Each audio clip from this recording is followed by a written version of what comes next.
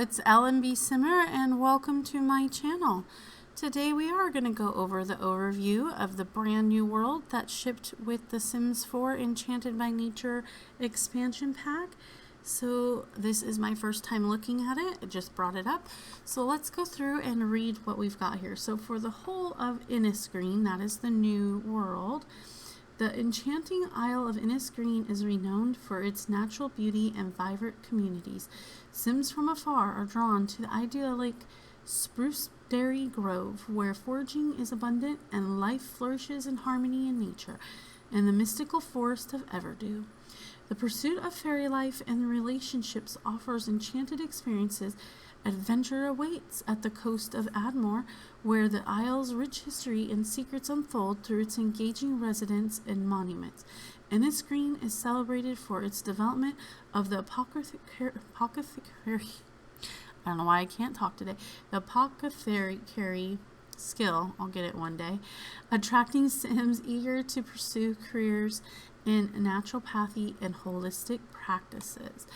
Okay, so that's the town as a whole. Right now, when you go into it, I'm pretty sure this is going to be like neutral. Yeah, neutral so far. So over here, down here, you have the neighborhood Coast of Admore, a bustling seaside village filled with lore and history. The Coast of Admore serves as a tourist hotspot due to its colorful architecture, iconic landmarks, and coastal views. So that's like probably where the main town stuff is. Let's see what you've got here. You have this guy here, the gnome. I don't know if that's how you pronounce it, but residence. He's got like a building that looks like it could be a couple buildings combined, and a little shed and maybe a garden. And then you have the museum called the Gnome Exhibit. Then you have a residential that is empty. It's a 30 by 20, 1 Maury Shores Road, and it's a 1 bed, 1 bath. And then you have this family household, the Ladpedo.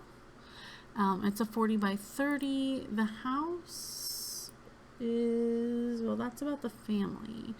So, oh, here we go. Lot detail. 42 Norm Fair Drive. It's just a stone's throw away from the coast. Center sits a home with simple beginnings with no need for flair. This place is perfect for any family seeking a modern touch amongst nature.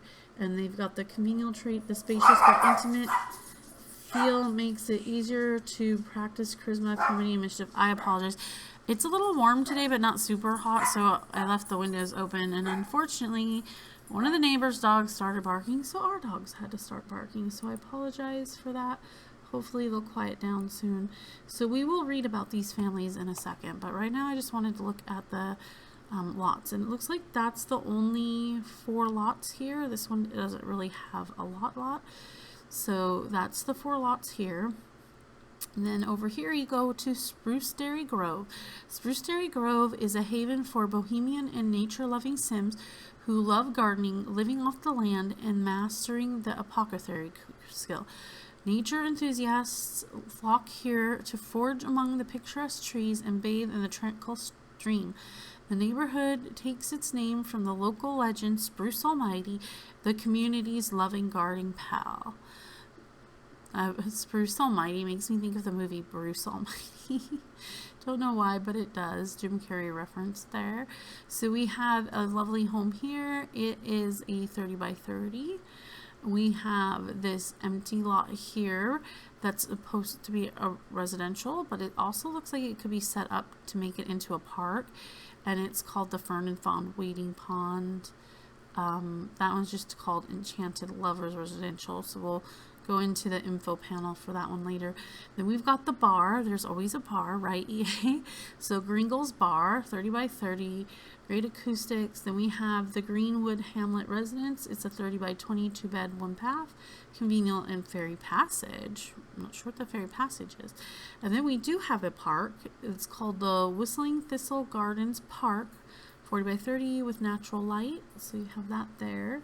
And then the last neighborhood, Everdew, home of the Fairy Council. Everdew is the epicenter of fairy life, where fairies can let it all hang out. Innisgreen's most enchanted neighborhood shimmers with a patina of magic over its natural beauty. And so here we have a lounge, a Song lounge, great acoustics and very passage. Then there's this one is the watering hole. It's a residential lot, but also could be a park the way that it has a nice big watering pond there, so you could do that. It's a convenial trait. There's also this empty lot called the Cranamore Residential. It's a 20 by 20, 2-bed, 2-bath, homey with ferry passage.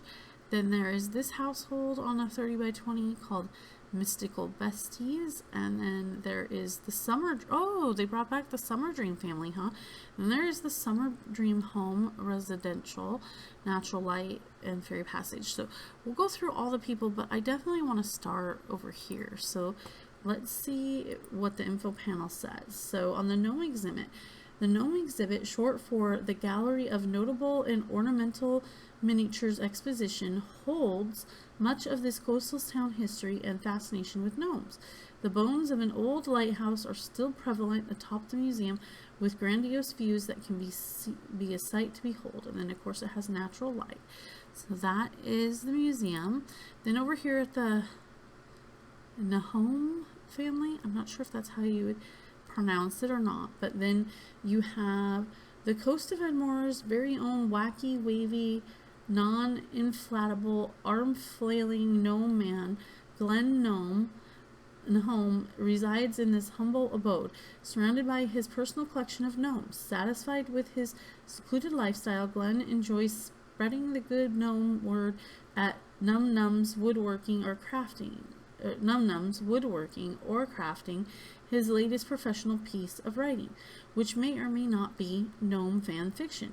An elder in his prime, Glen is the kind of neighbor to lend a helping hand or enchant a gnome to do it for him. And then for the lot details, it says this scenic residence by the sea is perfect for anyone looking to house their hobbies, with plentiful space for gardening, crafting, and there's no place like home. And then we can go into the lot. So we'll go ahead and go in here. So we'll just use the build button and we'll go actually take a look at the lots. I'll do that too. So we'll have to back up and go back to the museum as well.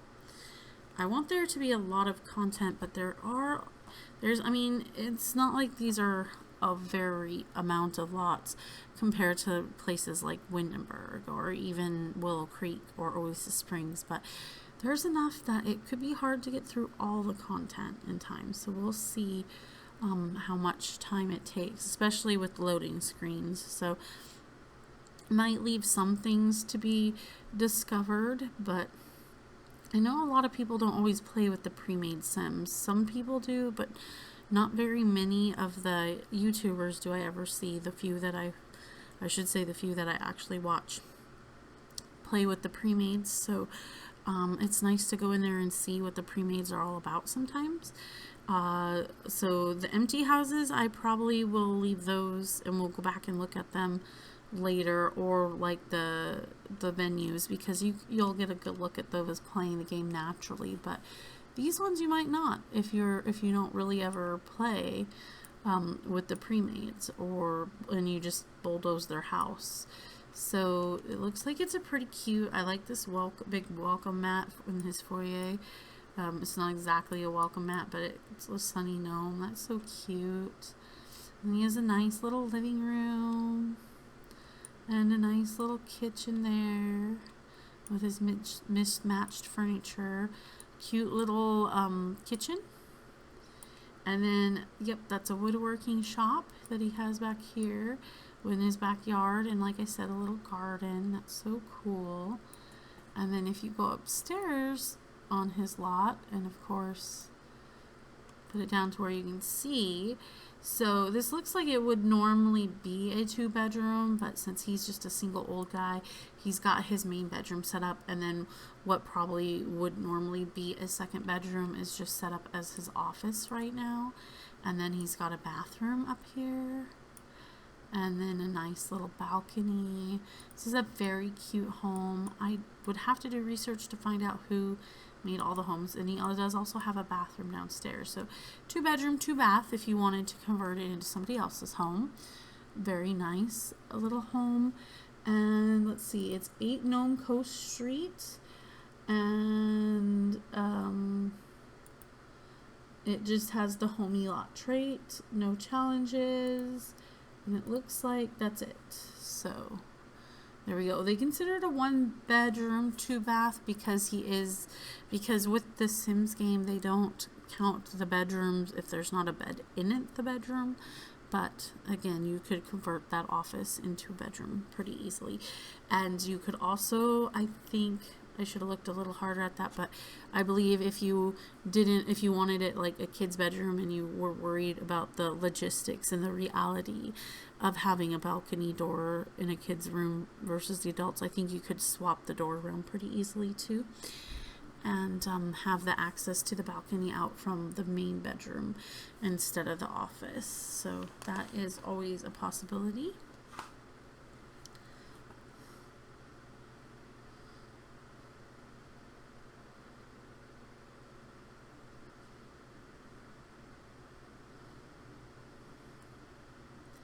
And now we're just waiting for it to come up. Okay, and then there's this empty lot, which I'm gonna leave.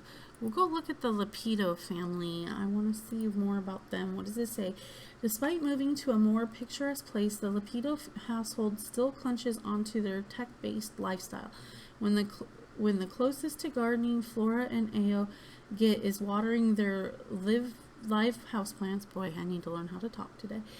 And read. It's clear nature is just a beautiful backdrop to them, but live houseplants are not the only thing in need of extra care. A rift has formed within their family after their daughter Iris moved out to pursue a more enchanted life. Burdened by this disconnection, the Lapidos must try to find common ground with their daughter or risk expanding their divide. And then we already kind of read that one earlier, so we don't need to go there. We'll go into the build mode. Take a look at their household and see what it's all about.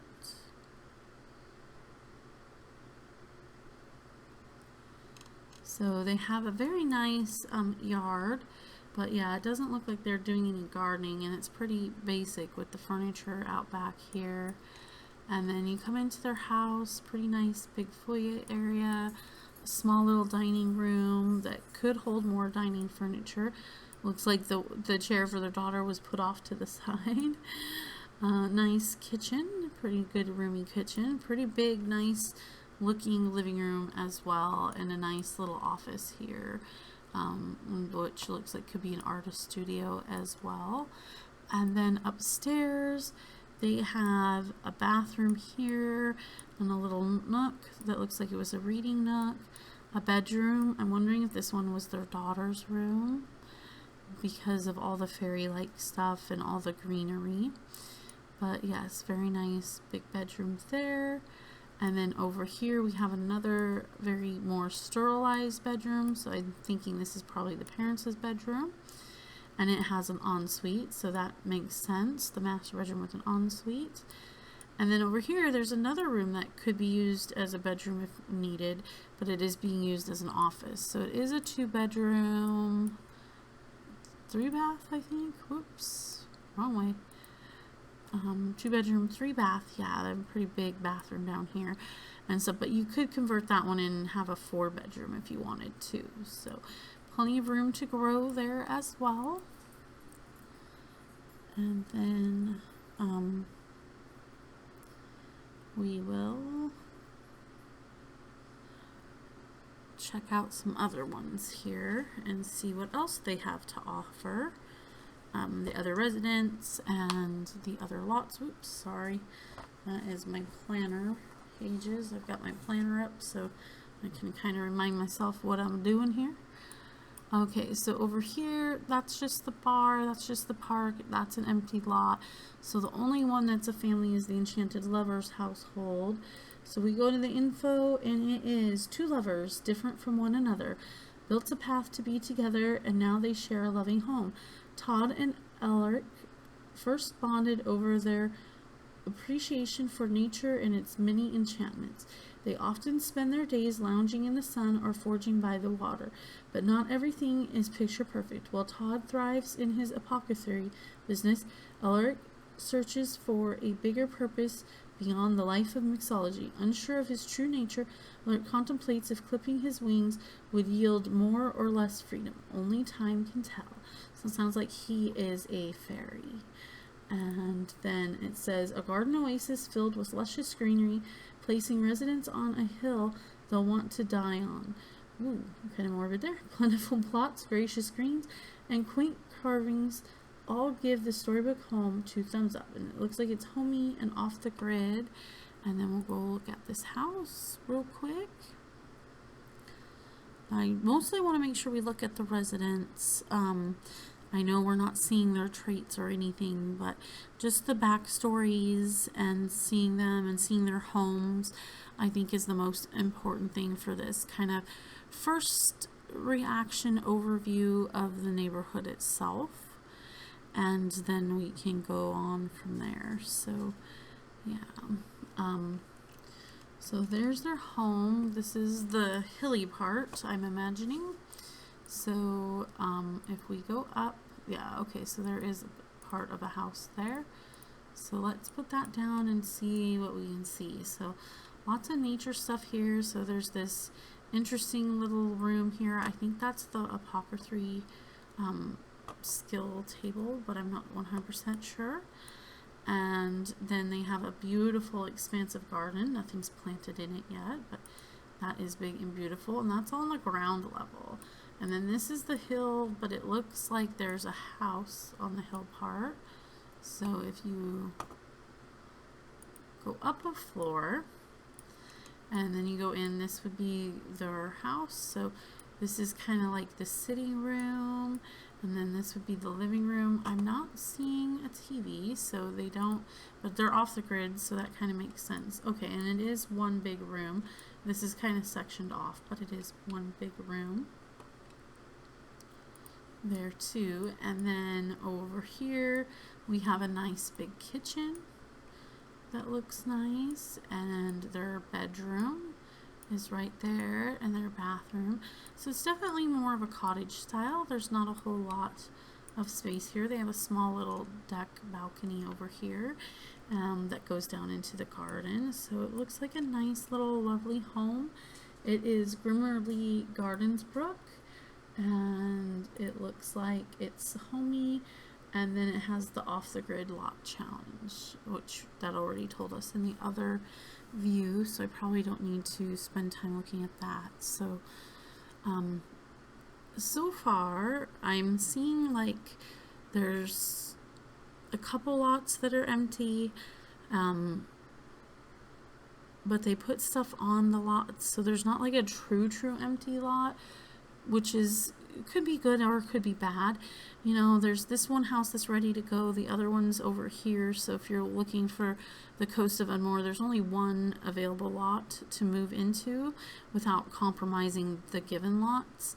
Over here you've got 2 lots that are quote unquote empty, one that's built up and ready for you to move in. This one you would have to build your own, but it also has this big pond, so if you end up building on this lot, you could end up destroying this nice big beautiful pond. So you would have to choose if it's more appropriate to keep the pond or more appropriate to get rid of the pond and stuff. And then there was 4 lots over here, and then there is 5 lots over there, and over here there is 5 lots. So there is 14 lots total. I hope I'm counting that right. So it's not a very big world. It's not as small as some of the ones that only have 10, but it's not very big. So let's see here. Do they have 10 or do they have 14 or 15? Maybe that's the smallest.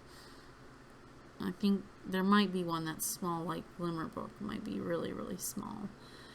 So let's take a look at the Mystical Besties. I am, yes, saving the Summerdream one for last. So Mystical Besties, a singles den made for 2. Ooh, sorry, I had to read that a couple times over. Iris and Nadia. Okay, so that's their daughter. have turned this house into a home. After a run-in outside of a fairy house soiree, these two became fast friends, with Nadia demanding Iris take up her spare room, bonding over a mutual love for nature, enchantment, and a bit of disruption. These besties are embracing being young and finding their own mystical path, wherever it may lead. Okay, so, and then their house says, sequestered at the edge of the wood, this cozy plot of land is the perfect spot for a humble abode with a not-so-humble view, complete with everything a bard could need. Such a whimsical cottage won't stay empty for long.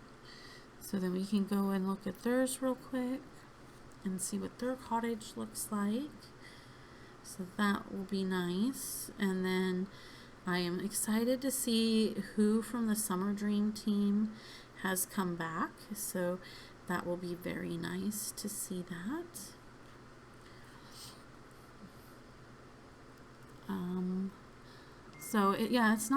It's not a very big home. Sorry, I left my phone on. It's not a very big home, but I mean a very big world, but it's still very nice. And oh my goodness, look at the fairy part. This is very pretty. Oh, look at that little bridge. And it's a tree. It's a house in a tree up in the land. That tree does that. Oh, and it goes down with a bridge. Oh my gosh, that is going to be like one of my favorite lots, I think. But it is so pretty in this world. I do have to say that for this world. A smaller one, but pretty. So this one, you have a bedroom down here with an outside door and a bathroom. It's very fairy-esque. A nice small little kitchen and a dining room. A nice big living room. And then upstairs, you have one other bigger bedroom. Let's see if I put the walls down, but you're up here. So yeah, there's no bathroom up here, just a bedroom. Does it tell you whose bed this is? No. So I guess you would get to assign it, or if you learned which gal likes what, you might be able to discern whose bedroom is whose. But yeah, and then it's very pretty. There's a little bit of garden space out here. You can obviously grow more, but it's very pretty, very fairy-esque. I love this little walk path here. That's so cute. But then there's like these other walk paths. But yeah, that's very cute. The little walk path roads for sure. And then we get to go into the last occupied lot for this world. And then I'll kind of give my overview. Yes, I did not check out all the lots. This is my first time seeing it. And so, yeah, I'm not going into any of the major community lots or anything, or any of the empty homes. But that's okay. I can still give my general view, I think, with enough of this. So, Summerdream. Having put down roots many moons ago, the Summerdreams are Everdue's opulent high fae family. Notable couple Tatiana and Oberon struggle to navigate the challenges of parenthood alongside their emotionally tumultuous marriage. But luckily for them, fairies thrive on emotional happenstance. So at least they're well satiated. Oh my god. Satiated by the drama.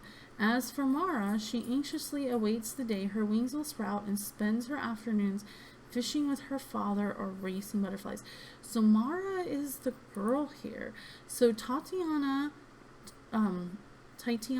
it should be, I thought it was Tatiana. What did it say here? Tatiana. I thought it was always Tatiana. I'm gonna have to look that up. But these two are from the original Somerset family. I don't remember Mara, so I'd have to look it up. But it says a fairy estate fit for high status. This chateau makes a prominent statement far beyond hefty household funds. Passed down through generations, it carries a versatility for both indoor and outdoor needs. Urethral and elegant, there are no illusions of grandeur here. Natural light, and then the fairy passage says this lot is near an enchanted passage. Fairy sims are more likely to visit. So that's what that passage thing kind of means. And then let's take a look and see. So while this is loading, it won't take too long to load, but let me see real quick if I put in Sims, not Sins, Sims 2, Summerdream, and see, because I remember playing Sims 2, but I don't remember a whole lot about that. So let's see here. That was the, oh, so maybe, are they from, oh, maybe they're not from Sims 2. Maybe they're, no, they are from Sims 2. They did have them as well in Sims 3, and it was Tatiana in Sims 3. And it was just Oberon and her in Sims 3. But in Sims 2, they had Puck and Bottoms, Summer Bottoms. So, let's see here. I'm trying to find, I think, so Puck was the son and Bottom was the girl. So Puck was the older boy. So instead of having Puck, they have Mara now. So they changed the family. They have a daughter now, and they don't have the older son. So in The Sims 2, they had a teenage son and a child daughter. So this family has been revamped a little. So let's see. They have a nice little gazebo area here, it looks like. That is cute. A nice little garden space over there. There's definitely room. You could probably add a few more plants if you wanted to. It looks like they also have the skill for the apothecary. This is their nice kitchen. It's a pretty big kitchen. Oh, they have some glass on there. Okay. So that's pretty cool. So if you're on the inside, sorry, that is pretty epic and pretty cool. Okay. And then that nice kitchen. Ooh, I really like that butterfly. And then here they have a more formal dining in the back that goes out open to the garden. And then when you enter the house, it looks like you enter a foyer that also has a piano, so that's very grand. And then they have a nice little living room here with a back door and a fireplace, a nice little nook. This looks like the daughter's room, and it looks like she has her own ensuite with a bathtub, and the parents have their own ensuite, and they have a nice big bedroom here with a small living space.